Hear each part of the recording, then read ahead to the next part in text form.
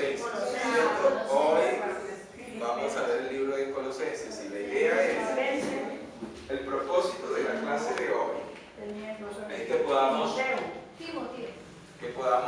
ver lo que nos resta del Nuevo Testamento. ¿Ok? Entonces vamos a darle buen provecho a estos 25 minutos que nos quedan. ¿Ok? Listo. Entonces, para que lo tengan claro, vamos en el libro de Colosenses. ¿Ok? Hay unos libros en la Biblia que se llaman cartas o epístolas, ¿cierto? ¿Ustedes saben qué significa la palabra epístola? Son las cartas que se caracterizan. Son cartas, ¿ok? Son cartas escritas, así como, no sé si se acuerdan, como antes hacíamos las cartas, que no había internet, que no había WhatsApp, no había nada de esto. Entonces, a través de cartas era la manera de comunicarse, ¿cierto? Entonces, bien, Colosenses es una carta, ¿ok? La mayoría de los podríamos llamar libros, pero no son libros, son cartas que escribió el apóstol Pablo a las diferentes iglesias, y dentro de esas encontramos el libro de Colosenses, ¿correcto? Bueno, de manera general, esta carta Pablo la escribió ya estando en Roma, prisionero, ¿ok? En la cárcel. La mayoría de sus escritos fueron desde la cárcel. Como datos generales, para que los tengan allí presentes, este libro se escribió en el año más o menos 60, para que un dato aproximado, ¿cierto? Y él escribe a la iglesia de Colosas, se llamaba la iglesia aquí, ¿ok? Cuando habla del libro de Colosenses, él escribe a la iglesia de Colosas, para que lo tengan pendiente allí. Había un pastor en esa iglesia que se llamaba Epafras, para que no se les olvide, ¿no? Epafras era el pastor de la iglesia de Colosas. ¿Cuál es el mensaje básicamente del libro de Colosenses? Si ustedes abren allí en sus Biblias, ¿sí tienen Biblias? En el libro de Colosenses empieza este libro con una oración muy bonita que hace el apóstol Pablo por la iglesia de Colosenses, de la iglesia de Colosas. Hay otro dato allí bien importante que ustedes deben de tener en cuenta. El apóstol Pablo nunca visitó la iglesia de Colosas, no la conoció, pero conocía a Epafras, que era el pastor de allí. Y miren lo interesante, cómo el Señor revela a Pablo el motivo por el cual escribir a la iglesia de Colosas, a pesar de que no la conocía, ¿cierto? Y el problema básicamente por el cual Pablo escribe a la iglesia de Colosas era porque en ese momento se estaba levantando un movimiento religioso que se llamaba el gnosticismo, ¿cierto? Y él advierte a la gente en ese momento a través de esta carta que tengan mucho cuidado respecto a este movimiento que se estaba levantando, ¿ok? Bueno, el gnosticismo en ese tiempo era una religión, y él lo que él quiere evitar que los cristianos exactamente no tanto escuchen, sino que se involucren en estas cosas y se dejen contaminar. Es básicamente el propósito del libro de Colosas. Hace mucho énfasis el apóstol Pablo también en la posición de Cristo. Tener en cuenta que Cristo es nuestro Redentor. La posición que Dios el Padre le da a Cristo es bien importante, porque el gnosticismo ataca mucho la existencia de Cristo, ¿ok? Nada que ver. Entonces, por eso él hace mucho énfasis en esta parte, para que tengan claro, ¿cierto? Entonces, la carta a los Colosenses es escrita ¿a quién? A la iglesia de Colosas. Había un pastor allí que se llamaba ¿cómo? Epafras. Ok, correcto. Y el propósito de la carta era ¿qué? Advertir ¿qué? En contra de una religión que se estaba levantando en el momento, que se llamaba el gnosticismo, ¿ok? Después de Colosenses, ¿qué viene? Tesalonicenses. Y las cartas a Tesalonicenses están divididas en dos. Hay una primera carta, que es primera de Tesalonicenses, y hay una segunda carta a los tesalonicenses, ¿ok? Estas cartas fueron una de las primeras cartas que escribió el apóstol Pablo. Ténganlo presente allí, estas fueron escritas como 10 años antes, más o menos en el año 50, junto con Santiago. Santiago también escribió más o menos en ese tiempo, para que lo tengan allí presente, ¿no? Y Tesalónica era una ciudad, ¿ok? Ténganlo presente, era una ciudad. Y Pablo escribe a la iglesia de Tesalónica. Ok, listo, para que lo tengan allí bien presente. Un versículo clave que quiero que me lo lean en esta mañana. Primera de Tesalonicenses, capítulo 1, verso 9. Porque ellos mismos cuentan de nosotros la manera en que nos recibisteis y cómo os convertiste de los ídolos a Dios para servir a Dios vivo y verdadero. Ok, listo. Habían unas circunstancias en la iglesia de Tesalónica en este tiempo. Esta una iglesia, por su posición geográfica, por el entorno que la rodeaba, sufría de persecución. Aún en ese tiempo ya comenzaron a sufrir persecución. Y lo que el apóstol Pablo expresa en esta carta es una palabra de aliento para los hermanos que se encontraban en Tesalónica. Y les recuerda que hay una esperanza para ellos respecto a la segunda venida del Señor. Ok, ese es el tema central de manera general de Primera de Tesalonicenses, para que lo tengan en cuenta allí, ¿cierto? ¿Cuál es? La segunda venida del Señor. O sea que nos habla un poquito de escatología en esta parte, ¿cierto? Bien, de manera general eso.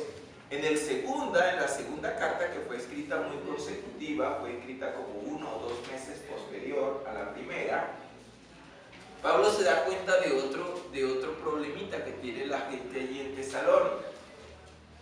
Y es básicamente que la gente, en la venida del Señor ya tenían claro esto, pero se dedicaron a hacer nada, a esperar la venida del Señor, y ni siquiera cumplían con sus labores y su trabajo, nada, se echaron a la locha, por decirlo de una manera bien clara, ¿cierto? Entonces, ¿qué hace el apóstol Pablo en esta oportunidad? Les dice, listo, tenemos una esperanza en el Señor, estamos esperando la segunda venida de parte de Dios, pero mientras tanto, hay que ¿qué?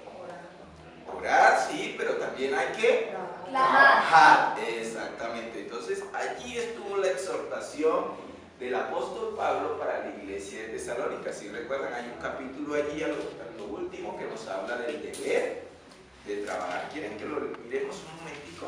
Para que tengan claridad allí en segunda de Tesalonicenses, rapidito.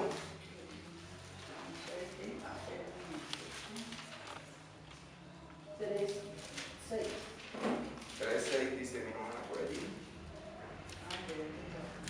Exactamente.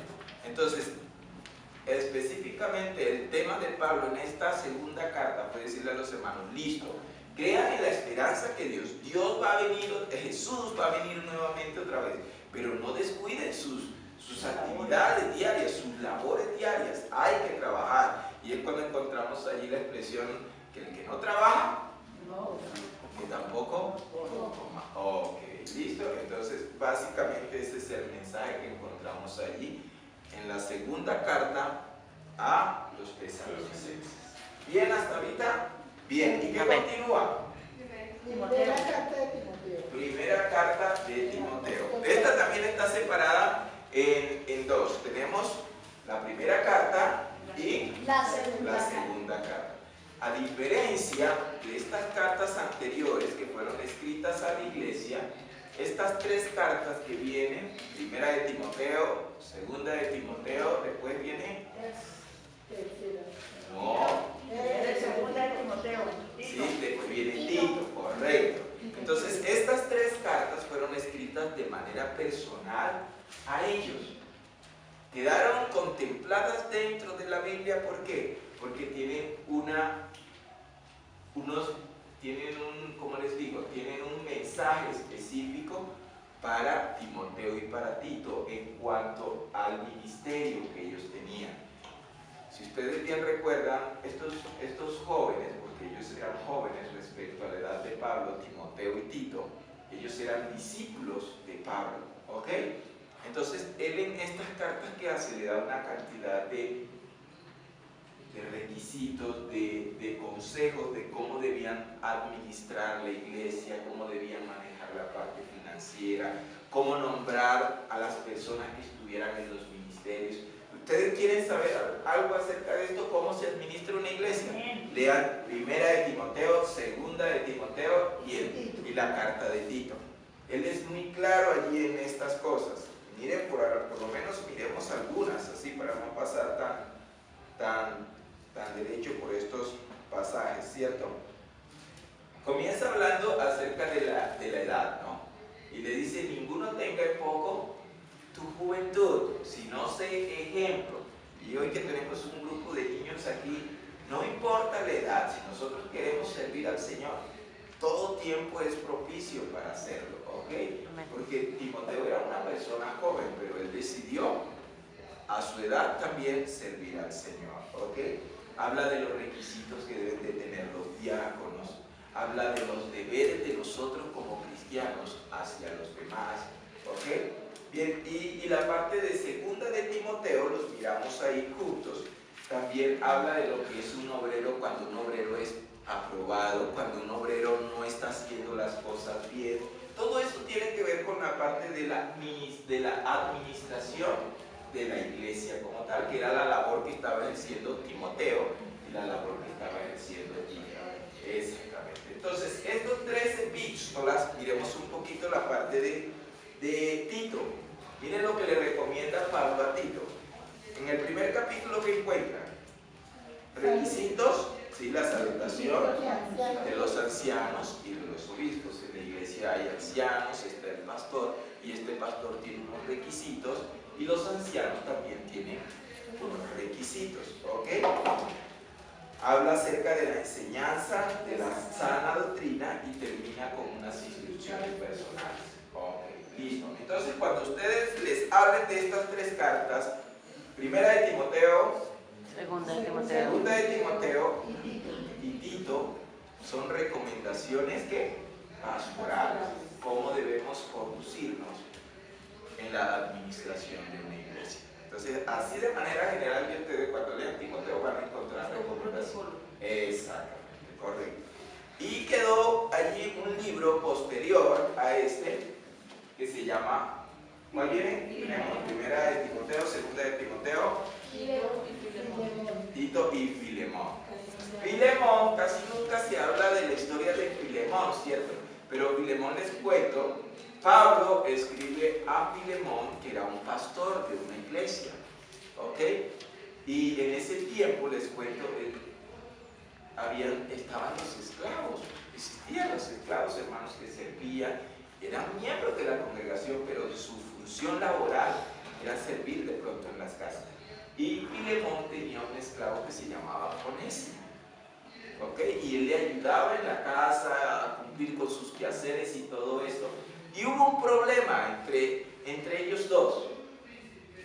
Y esta carta no es una carta dirigida a la iglesia, no, es una carta dirigida específicamente a Filemón, donde le dice: Filemón, usted es prácticamente hijo espiritual mío, yo necesito que me haga un favor. Tuvo problemas con Onésimo, me hace el favor y habla con él, y lo acepta nuevamente en su casa y en la iglesia, y arreglan las cosas entre ustedes dos. Primero, por testimonio, y segundo, porque yo necesito que usted quiera a Onésimo, que lo acoja como su siervo, como su hermano que es, y arreglen las cosas entre ustedes dos. Qué buen mensaje este, ¿cierto? Y le recuerda algunas cositas. Pablo no se quedaba allí. Recuerda que tú eres hijo mío, le dice, eres un hijo espiritual mío, y tú me debes muchas cositas, le dice Pablo a él. Entonces, por el amor que me tienes a mí, accede a mi petición. Esto es el libro de Filemón. Así es, una controversia entre un patrón y un obrero, y Pablo le dice: por favor, arreglen las cosas entre ustedes dos. Una carta muy personal aquí, ¿cierto? Bien, específicamente es eso, ¿cierto? Cuando le hables de Filemón, era además de un pastor, era un pastor de una persona que se llamaba ¿cómo? Onésimo, que era el esclavo de Filemón. Bien, y entramos a una carta muy larga, larguita, con respecto a las que vienen, ¿no? El libro de Hebreos. Y Hebreos tiene una característica bien especial. Ustedes lo han escuchado muchas veces a nuestro pastor, y es que el autor de Hebreos es el Espíritu Santo, por un lado. No tenemos un escritor así que digamos, esto lo escribió Pablo, lo escribió Pedro, lo escribió alguno de los apóstoles. No, la carta a los Hebreos no tiene un autor definido, ¿ok? Pero sí tiene un mensaje bien claro, mis amados hermanos, y es que habla acerca del tema principal de la carta de los Hebreos, que es el nuevo pacto. Una vez más, la carta a los Hebreos nos habla de ¿qué? Un nuevo pacto. El nuevo pacto. Entonces hace una relación entre la ley y el nuevo pacto, ¿cierto? Nos recuerda mucho acerca de todos esos sacrificios, como antes el pueblo de Israel hacía los sacrificios delante de la presencia del Señor, y cómo todo esto fue sustituido por el sacrificio de Jesús en la cruz del Calvario. Y de esta manera entramos en un nuevo pacto, que es la gracia. El mensaje del libro de Hebreos. Quiero que decirles de manera personal, pero no lo tomen como algo específico. Yo considero que el libro de Hebreos fue escrito por Pablo, pero los grandes estudiosos dicen que no hay cosas allí, algunas inconsistencias que no dejan que sea él quien lo haya escrito. Entonces quedó allí entonces el Espíritu Santo, que es el escritor de todos los libros, se lo atribuimos directamente a él. Entonces, una pregunta facilita. ¿Quién escribió Hebreos? No tiene. No, ok. No tiene por qué explicar. Ok, no hay un escritor específico que nos diga, este lo escribió, no lo hay, correcto. Bien, ok. Después de Hebreos, voy a empezar. Santiago, viene Santiago. Santiago tiene una característica especial. ¿Quién me dice qué es? ¿Quién era Santiago primero? Eso, era hermano de Jesús. Más adelante. Era siervo de Dios. También, correcto. Pero a nivel del aspecto humano, era hermano, era hijo de María con José, ¿cierto? Entonces eran hermanos por parte de madre. ¿Está bien? El mensaje de Santiago, bueno, les decía hace ratito que Santiago fue una de las primeras cartas que se escribieron por allí en el año 50 más o menos. El tema central, bueno, no hablemos del tema central, es comparado con los proverbios del Antiguo Testamento. Entonces, en sus notas coloquen allí que Santiago son los proverbios del Nuevo Testamento, correcto. Entonces es llamado así el libro, los proverbios del Nuevo Testamento. Los dos temas centrales de Santiago son la fe y las obras. Él liga mucho estos dos aspectos. Dice, no puede haber fe si no hay obras, ¿ok? No los desliga. Él habla mucho de una condición. Si nosotros tenemos fe, debemos obrar. Exactamente. Nuestras obras deben de demostrar nuestra fe. Okay. Después de este libro, aparece un caballero allí que se llamaba ¿qué? Pedro, correcto. Y este sí era apóstol de Jesús. ¿Qué recuerdan de Pedro? Dígame una característica de Pedro. Una característica. Dos. Seguidor de Jesús. En este caso, Pedro, las cartas de Pedro iban dirigidas a la iglesia general en Asia, que era la región donde ellos desempeñaron su labor y su ministerio. ¿Okay? el tema central del apóstol Pedro en sus cartas era, uno, el hecho de cómo nosotros como cristianos tenemos la capacidad para soportar todo tipo de pruebas y poder salir adelante. Es un mensaje bien duro y bien específico e importante para nosotros el día de hoy. Pedro habla acerca de esto. También hay un tema bien interesante allí. Permíteme y voy a mis notas un momentico. Aparece un versículo allí clave que es Primera de Pedro, capítulo 4, verso 12, que no tiene. Y lo comparte, por favor. Primera de Pedro. Padeciendo como cristiano. Exactamente. Amado, ese es el tema central. no os sorprendáis del juego de prueba que os ha sobrevenido, como si alguna cosa extraña os aconteciese. Exactamente. No lo consideremos como cosas extrañas, como diciendo, uy, nosotros como cristianos nos pasa esto. No, simplemente como cristianos también tenemos pruebas como las tiene cualquiera. Simplemente tenemos la confianza de que Dios está con nosotros y de que Él nos va a dar la victoria, ¿ok? Para que lo tengan allí presente. Hay una segunda carta de Pedro a estas iglesias. Pedro está dividido en dos, primera de Pedro y segunda de Pedro, ¿cierto? En la segunda carta, el mensaje central es un tema escatológico, hablando de la segunda venida del Señor. Tema central de segunda de Pedro, ¿cuál es? La segunda venida del Señor. Oh, bien. Después de Pedro vienen tres cartas bien bonitas escritas por quién? Por Juan. Tenemos primera de Juan, segunda de Juan, tercera de Juan. Esto lo voy a resumir facilito. Resulta que quedaron allí junticos, pero estos dos personajes tenían unos temperamentos tan distintos. Pedro era agresivo, impulsivo, no se tragaba nada, todo lo hablaba, era el primero que salía. Juan no, Juan era amoroso, se recostaba al corazón del Señor y estaba allí siempre pegadito. Yo no sé si ustedes recuerdan, hay un pasaje por allí al final de Juan, del Evangelio de Juan, donde está Jesús y Pedro allí buscando y Juan buscándole el ladito allí al Señor Jesús. Y Pedro le dice, Señor, ¿y este man qué? ¿Ah? Como quien dice todo el tiempo ahí. Y el Señor lo reprende y le dice, ¿y tú qué tienes que ver con eso? Déjalo. Si yo quiero que él, es más, si yo quiero que él no muera, si yo quiero que él pase directamente al cielo, así lo voy a hacer. Interésate tú por ti y déjalo que él, ¿cierto? Uy, esto, qué regaño para Pedro en esa oportunidad, ¿cierto?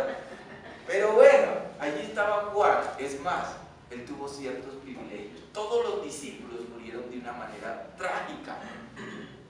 Juan fue exiliado en una isla, lo llevaron a una isla allí, lo dejaron preso allí solito y allí murió, de anciano.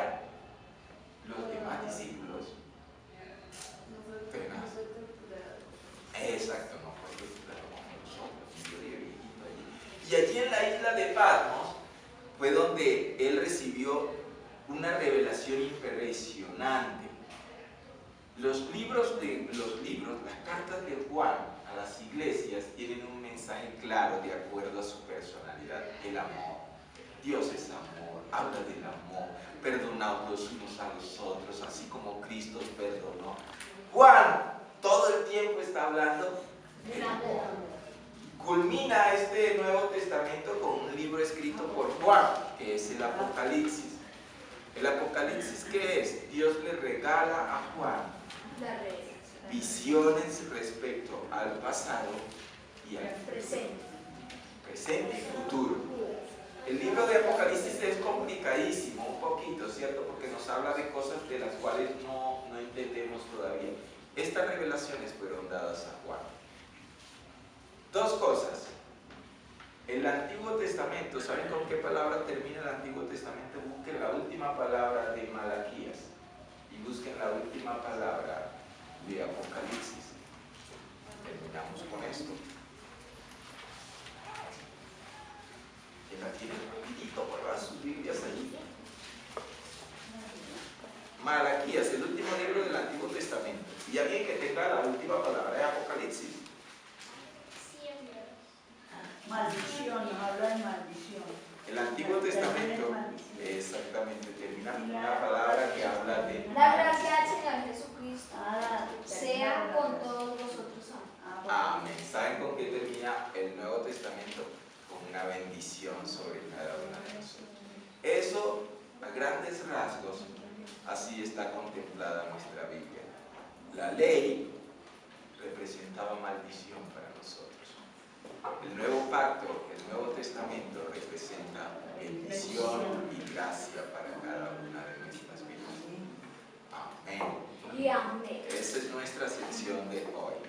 Que el Señor les continúe.